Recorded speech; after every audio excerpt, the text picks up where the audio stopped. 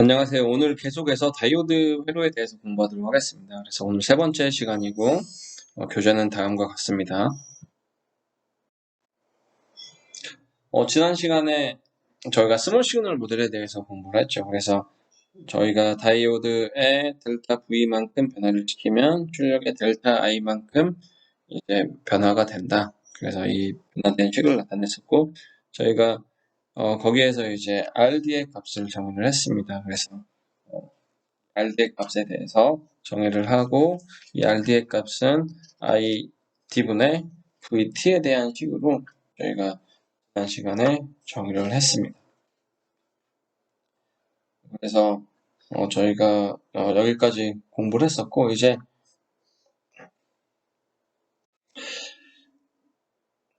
다음으로 이그젠플에 대해서 몇 개 공부를 해보도록 하죠. 여기서는 코주엔 이펙트라고 해서 저희가 이 스몰 시그널 레지스턴스라고 하죠. 다이오드의 스몰 시그널 레지스턴스 이 값은 ID 분의 VT로 저희가 정의를 했었는데 여기에서 이 값에 대해서 저희가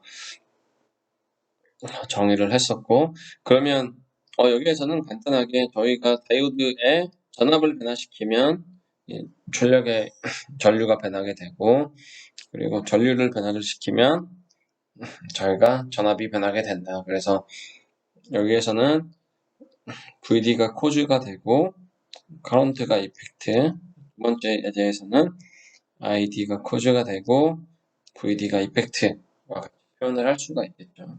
그래서 저희가 다이오드에서 전압을 변화시키면 전류가 변하게 되고 또 전류를 변화시키면 전압이 변하게 된다. 그럼 다른 이그젠플로 저희가 이제 다이오드 3개를 이용했을 때 볼테이지 차저에 대해서 얘기했었죠. 그래서 저희가 3V를 인가를 하게 되면 이 100옴이 되고 컨스탄트 볼테이지가 800mV 다이오드 VD온이 800mV였죠. 800mV였을 때 그러면 R1에는 600mV가 인가가 되고 IX의 전류의 값이 6mA가 계산이 됐었습니다. 그래서 이와 같이 계산이 되면 저희가 스몰 시그널 레지스턴스 R 여기서는 제로로 표현이 되어 있는데 RD로 얘기를 하게 되면 이 RD의 값은 ID분의 VT의 값이고 이 값 계산을 하면 ID는 6mA 그리고 VT는 저희가 특별한 언급이 없지만 VT는 300K에서 절대온도 300K에서 26mV 정도 된다 라고 계산을 하면 되겠습니다. 특별한 언급이 없지만 이렇게 계산을 하면 되고 그래서 이와 같이 계산을 하고 나면 RD의 저항의 값이 4.33옴 정도로 계산이 됩니다. 그래서 이와 같이 계산이 되기 때문에 그러면 이제 VAD의 값의 변화에 따라서 Vout의 값이 어떻게 변화되는지 살펴보면 VAD는 Vout의 값은 여기 써있죠. R1 플러스 3RD 네, 3RD가 된다. 그러면 R1은 100옴이죠. 100옴 플러스 3 곱하기 4.33옴 분의 3 곱하기 4.33옴 그리고 여기에 VAD를 곱해줘야 되죠. VAD의 변화량의 값이 VAD 그러니까 0.1V였죠. 그래서 이 값을 계산을 하게 되면 저희가 다음과 같이 11.5mV의 값이 계산이 됩니다. 11.5mV의 값이 계산이 됩니다. 그래서 이 11.5mV의 값을 계산한 값을 보면 저희가 지난 시간에 익스포넨셜 모델을 리터러티브 메서드를 이용해서 계산을 하면 Vout의 값이 2.4V에서 2.411V로 계산이 됐었죠. 그래서 저희가 다음과 같이 약간 에러가 존재하죠. 여기는 11mV, 여기는 11.5mV니까 약간 에러가 존재하긴 하지만 저희가 이 스몰 시그널 모델을 이용을 해서 해석을 하게 되면 좀 더 쉽게 해석을 할 수가 있다 하는 것을 알 수가 있습니다. 그래서 스몰 시그널 모델은 리니어로 해석이 가능하기 때문에 쉽게 해석이 가능하다. 그럼 또 다른 예가젠플로 저희가 이 셀폰에 차징이 되는 이 커런트는 저희가 무시를 했었습니다. 다이오드를 달았었고 셀폰 차징이 되는 커런트를 무시했었는데, 그럼 이제는 여기 3V가 인가가 되고 여기 6mA가 전류가 흐르게 되죠. 그러면 원래는 이쪽에 흐르는 전류는 무시를 했었고, 그때 저희가 전류가 600mA가 흘렀다는 걸 기준으로 해서 여기에 원래 전류의 값이 6mA가 다 흘렀었는데 지금은 이제 5.5mA만 흐르게 되는 거죠. 그러면 전류 ID의 값이 0.5mA가 변했다. 그러면 이제 Vout의 변화량은 얼마나 될지 한번 살펴보도록 하죠. 그래서 원래는 여기가 2.4V였는데 Vout의 변화량의 값은 델타 Vout의 값은 이제 RD 델타 ID의 값으로 표현할 수 있는데, 여기서 저항이 3개가 직렬로 있으니까 다음과 같이 표현을 해줄 수 있겠죠. 그러면 3 곱하기 4.33이었죠. 그리고 전류의 변화량이 0.5mA다. 그러면 최종적으로 출력 전압은 6.5mV가 변하게 되죠. 그래서 원래 2.4였는데 2.4 마이너스 6.5mV 2.3V 마이너스 6.5mV 하면 2.3955 3935죠. 3935로 저희가 표현할 수 있겠죠. 그래서 다음과 같이 전압의 값이 달라지는 거를 표현을 할 수가 있습니다. 그래서 저희가 스몰 시그널 모델을 사용을 하게 되면 저희가 계산을 조금 쉽게 할 수가 있습니다. 하지만 이제 저희가 익스포넨셜 모델을 사용을 하게 되면 이제 계속해서 이터레이티브 메소드를 이용해서 계속 반복을 해야 된다. 그래서 스몰 시그널을 사용을 하게 되면 간단하다. 그래서 저희가 이지 뷰티풀이라고 저희가 간단한 방법을 이용을 해서 쉽게 예측을 하고 계산을 할 수 있다고 생각하면 되겠습니다. 그래서 지금까지 이제 저희가 스몰 시그널 모델에 대해서 배웠는데, 이제부터는 이제 다이오드의 어플리케이션에 대해서 공부하도록 하겠습니다. 그래서 다이오드 어플리케이션으로 풀 웨이브 렉티파이어에 대해서, 하프 웨이브 렉티파이어에 대해서 먼저 공부를 하고, 그 다음에 리미팅, 클램핑, 레귤레이터, 볼테이지 더블러에 대해서 공부하도록 하겠습니다. 먼저 이제 하프 웨이브 렉티파이어에 대해서 공부를 해보도록 하죠. 하프 웨이브 렉티파이어에 대해서 이제 공부를 하도록 하겠습니다. 그래서 하프 웨이브 렉티파이어는 다음과 같이 구성이 되어 있습니다. 그래서 다이오드를 다음과 같이 연결을 하게 되면 이제 식이 다음과 같이 만들어지게 되죠. 그래서 여러분들이 지금은 입력이 다음과 같이 그려질 때 출력이 왜 이와 같이 나오는지 해석하기가 어려울 수가 있겠죠. 해석하기가 어려울 수가 있다. 그럼 해석을 쉽게 하려고 하면 우선은 여러분들이 이제 다이오드 서킷에 대해서 공부를 할 때 이 다이오드를 컨스턴트 볼테이지 모델을 이용해서 저희가 해석을 할 건데, 컨스턴트 볼테이지 모델을 이용을 하게 되면 우선 입력에 마이너스 무한대의 전압이 들어오는 경우에는 다이오드가 오프 스테이트가 되겠죠. 스테이트가 되고 점점 전압이 증가하다가 입력 전압이 VD온이 되는 경우부터 다이오드가 켜지기 시작하죠. 다이오드가 켜지고 나면 이제 V인과 Vout의 관계는, 다이오드가 오프 스테이트에서는 Vout이 0이었죠. 그래서 Vin이 VD1보다 작은 경우에는 Vout은 0이 될 거고, 그리고 Vin이 VD1보다 이제 크거나 같은 경우에 Vout은 이제 다음과 같이 표현이 되죠. 그래서 Vin 빼기 VD1으로 표현이 됩니다. 그래서 브레이크 포인트가 VD1이 되겠죠. 이와 같이 입력과 출력의 관계식을 이제 계산을 할 수가 있는데, 이 식을 여러분들이 계산한 식을 그 전에 공부했던 계산한 식을 똑같이 적용을 해보면 다음과 같이 계산이 되죠. 그래서 입력 신호가 VD1보다 큰 경우, 이 점을 기준으로 해서 이 경우에는 이제 출력이 입력에서 VD1만큼 뺀 값만큼 계산이 된다. 그래서 다음과 같이 나오게 되고, 그리고 입력이 VD1보다 작은 경우에는 출력은 항상 0이 된다.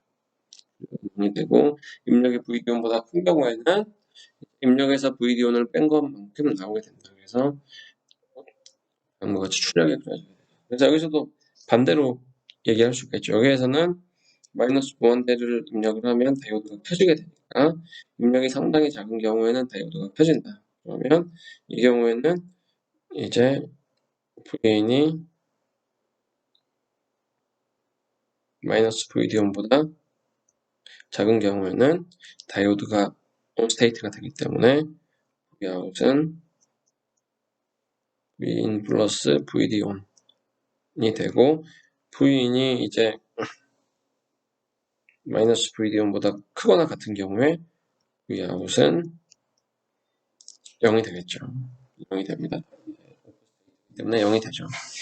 그래서 이 경우에는 반대로 이제 VD1이 0보다 작은 이 경우에 대해서만 출력이 나타나게 되고, 이 출력은 이제 Vin의 VD1만큼 더한 값만큼 나타나게 되고, 그리고 입력이 마이너스 VD1보다 큰 경우에는 다음과 같이 항상 0의 값을 갖고 나타나게 되죠. 그래서 저희가 하프 웨이브 렉티파이어는 여기서 보이는 것처럼 하프 웨이브에서만 출력이 나오게 되는 거죠. 그래서 여기에서는 포지티브 하프, 그리고 여기는 네거티브 하프에서 출력이 나오게 되죠. 그래서 하프 웨이브 렉티파이어는 포지티브 하프나 네거티브 하프에서 출력이 나오도록 만들어지는 회로라고 할 수가 있습니다.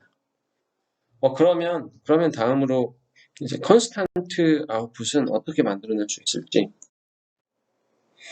그러면 컨스탄트 아웃풋 같은 경우는 저희가 저항 대신에 캐패시터를 삽입을 하게 되면 컨스탄트 아웃풋을 만들어낼 수가 있습니다. 그래서 여러분이 똑같이 여기에서 마이너스 무한대에서 플러스 무한대 값으로 계산을 하다 보면 마이너스 무한대에서 플러스 무한대 값으로 계산을 하면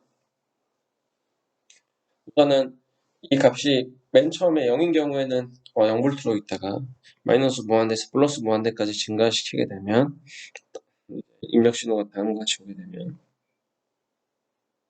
마이너스 무한대가 있는 경우에는 다이오드가 오프 스테이트겠죠. 그러면 출력이 계속 0V로 있다가 입력 신호가 VD1보다 커지게 되는 지점부터 다이오드가 켜지게 됩니다. 그럼 다이오드가 켜지게 되면 캐패시터에 차지가 쌓이겠죠. 차지가 쌓이다가 이제 이 Vout이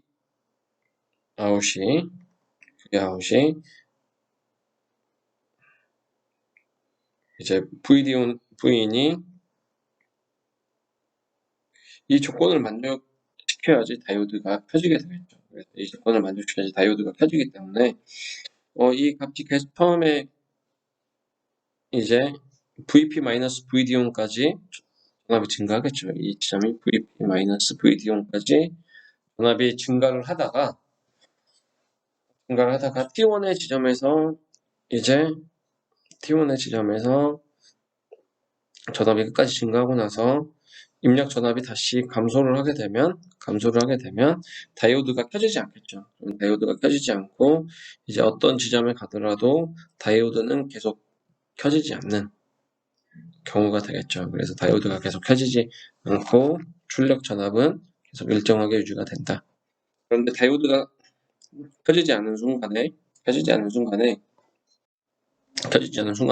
이 캐패시터의 차지가 충전이 되어 있지만 지금 보면 이제 디스차지할 패스가 없죠. 디스차지할 패스가 없기 때문에 방전할 패스가 없기 때문에 방전할 저항이나 이런 것들이 없기 때문에 전압 값이 일정하게 유지가 된다고 할 수가 있겠습니다.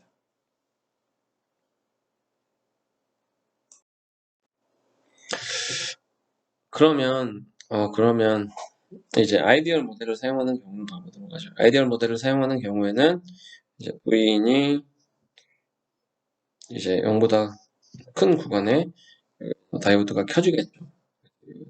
따라가다가 이제 입력이 작아지게 되면 다시 작아지게 되면 이 출력 전압은 Vout이 됐죠. 근데 입력 전압이 이제 Vout 플러스 VD 온보다 커지려고 해야지 다이오드가 켜지게 되는데, 입력 전압은 이미 이제 이와 같이 계속 증가하더라도 출력 전압이 이 VP까지 증가하고 나서 V인의 값은 계속해서 그보다는 더 커지지 않죠. 커지지 않기 때문에 V인의 값은 계속 이 점선과 같은 모양으로 V인의 값은 나오고, 출력 전압은 다음과 같이 일정하게 나오게 됩니다. 그때 다이오드에 걸리는 전압을 봐보도록 하죠. 다이오드에 걸리는 전압은 다음과 같이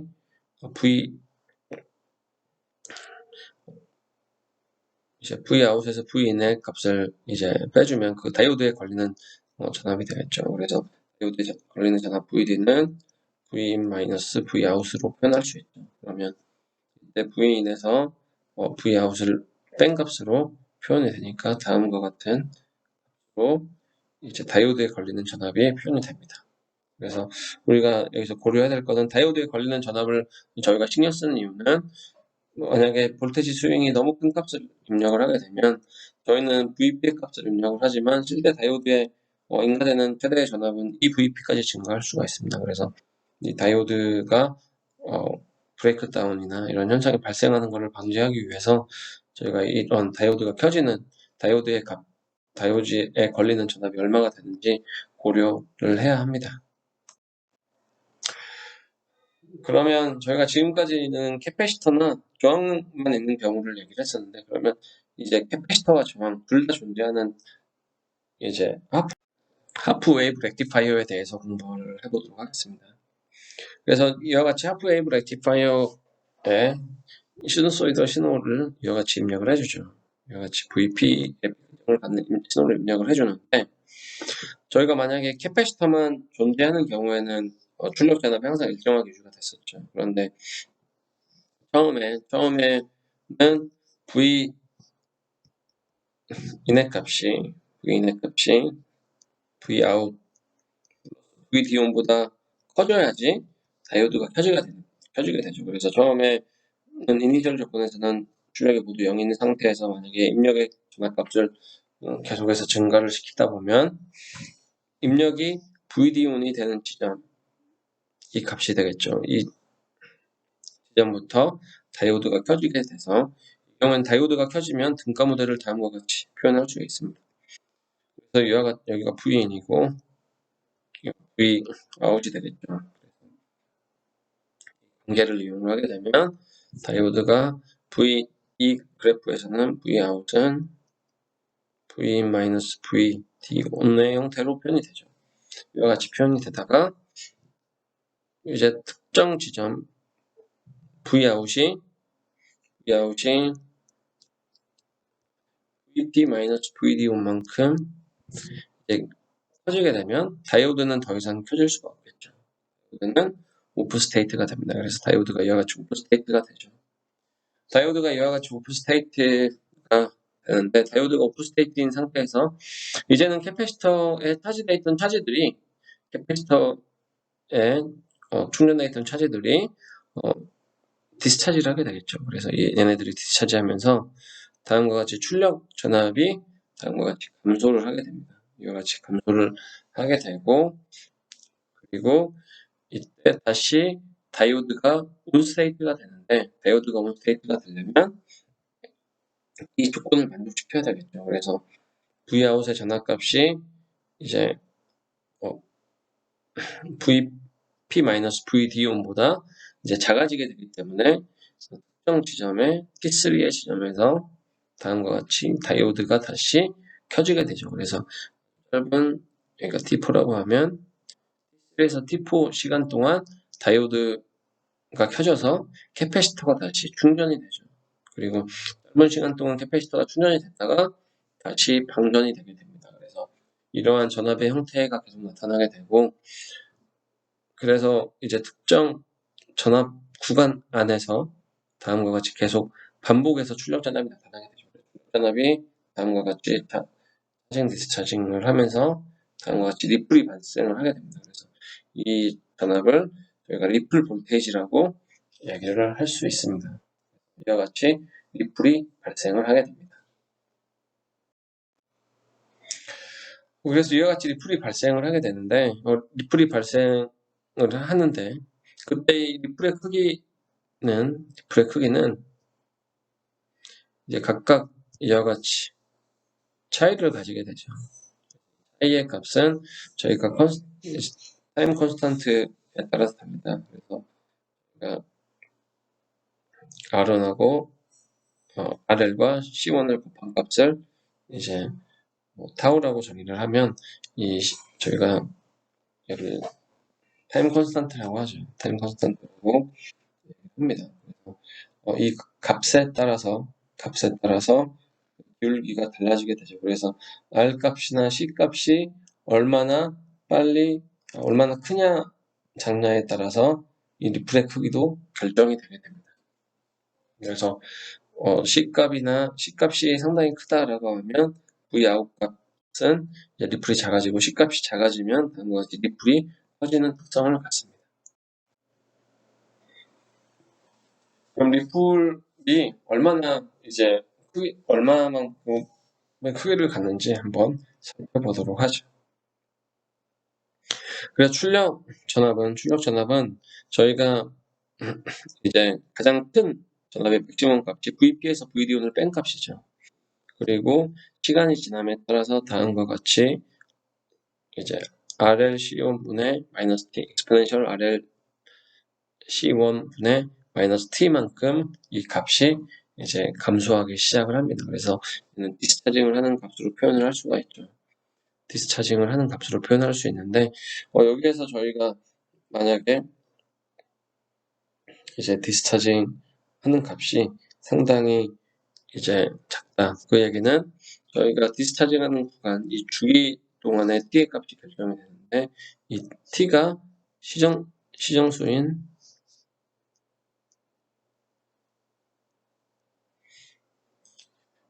RL C1보다 훨씬 작은 값을 갖는다라고 이제 가정을 하게 되면 저희가 간단하게 다음과 같은 값으로 표현을 할 수가 있습니다. 이와 같이 표현할 수 있죠. 얘를 이와 같이 표현을 할 수 있습니다.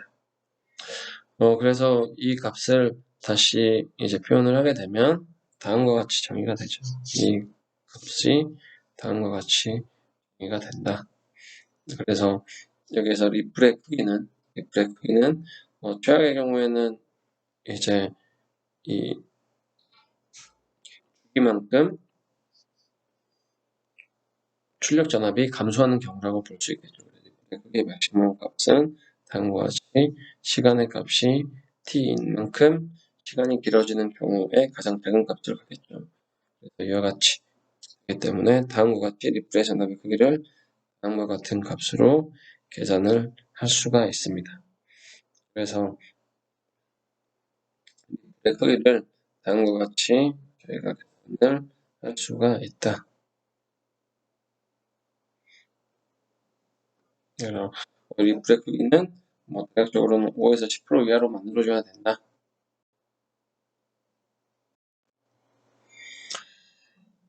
그래서 리플의 크기가 얼마가 되는지 저희가 공부를 해봤고, 다음으로 그러면 이제 맥시멈한 커런트의 값은 어떻게 될지 한번 계산을 해보도록 하겠습니다. 그래서 다음과 같이 리플의 크기가 결정이 되는데, 맥시멈 커런트의 값을 계산을 하기 위해서 여기서 우선은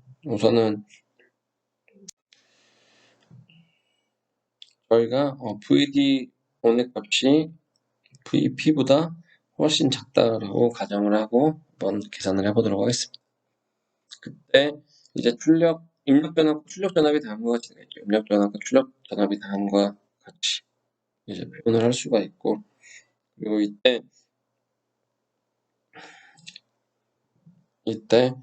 값을 한번 표현을 해보도록 하죠.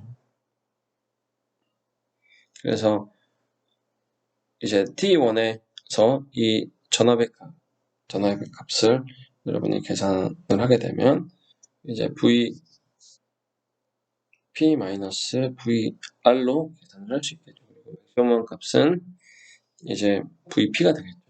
여기서는 VD1이 VP보다 훨씬 작기 때문에 VDO는 생략을 하고 계산을 하고 있습니다. 그래서 이때 T1인 경우에 저희가 그러면 그때 전압의 값을 한번 보게 되면, 그래서 V인을 저희가 간략하게 VP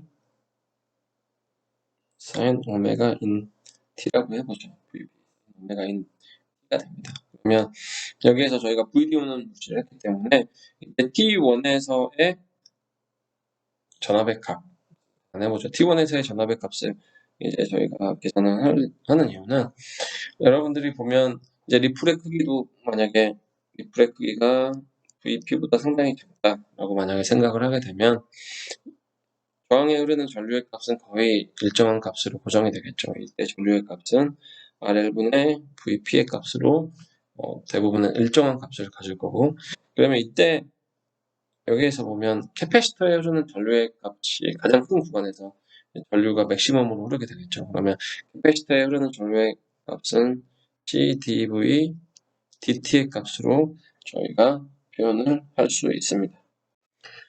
그러면 출력 전압 V 아웃 값이 가장 크게 기울기가 큰 지점이 저희가 전류가 가장 많이 변하는 지점이라고 할 수 있겠고, 그 지점이 T1의 지점이 되겠죠.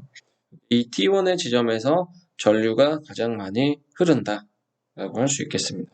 T1의 지점에서의 출력 전압의 크기는 VP sin 오메가 인 T1이 되겠죠. T1이 되고, 이 크기는 VP-VR의 값으로 표현할 수 있습니다. 그래서 저희가 sin 오메가 인 T1은 이제 VP를 위 식에서 양변으로 나눠주면 1-VP분의 VR 이와 같이 표현을 할 수가 있죠. 표현할 수 있습니다. 그러면 이제 T1에서의 전류의 값이 어떻게 되는지 한번 계산을 해보면,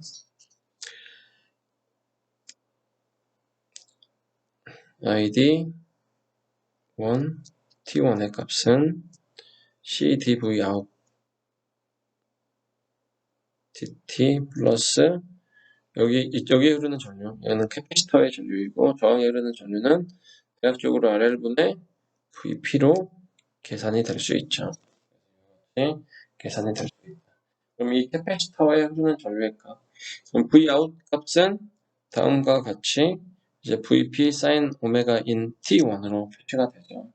그러면 이 값을 구하면 VP 오메가 이제 C1 VP 오메가 인의 코사인의 값으로 표현할 수 있죠. 이 값은